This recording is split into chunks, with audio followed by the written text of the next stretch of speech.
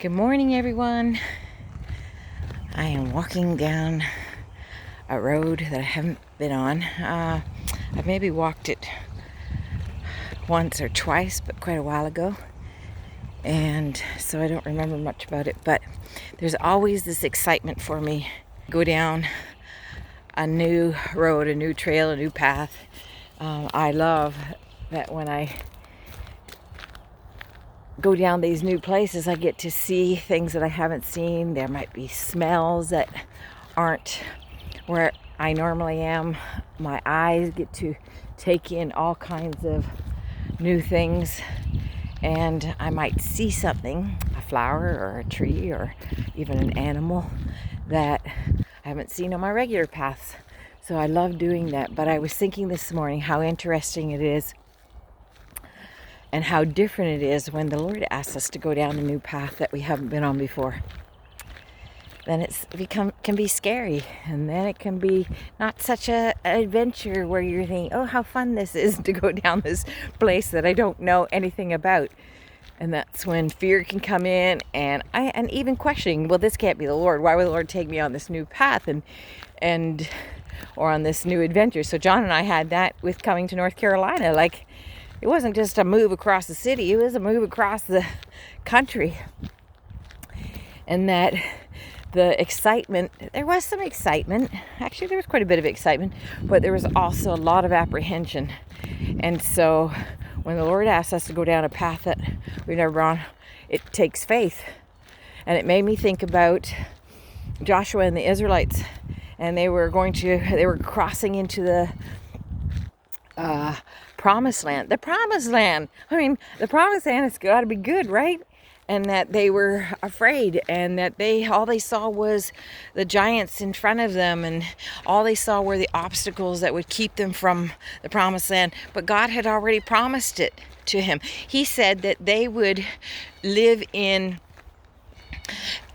cities that they hadn't built, live on land that they hadn't worked. Homes that somebody else built. They were going to be living in that, and that they would be eating and drinking from the vineyards that they hadn't planted. He was promising them so much, and yet they didn't want to go. And because they decided they weren't going to take the path that he was asking them to go down, they missed out on the promised land. They missed out on God's best for them, what he had brought them out of Egypt to experience.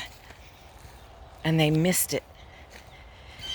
And so if you are on a new path that you feel like this isn't comfortable, Lord, why are you taking me down this road? You can trust that he has a promised land ahead of you, and that there's going to be things that you're going to experience, things that you're going to receive because out of your obedience, just because you're being obedient, and that he has things for you, beautiful things for you to experience. And so even though for John and I, the journey has been hard at times, there are so many beautiful things that we've been able to experience, so many things that we wouldn't have experienced if we had stayed where we were. And I'm talking about the growing in our faith and having fresh revelation of what God wants to do in and through us. We have had experiences that I would never have thought would happen to us. And that would not have happened if we had stayed put.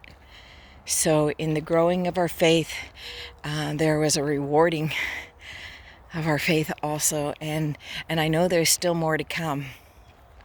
Because you know why I know that? Because we're in a church and our logo is "There is more." Our pastor regularly says, no matter where you are in your walk, whether you're a brand new Christian or whether you've been a Christian for 80 years, there is still more. God still has more for you.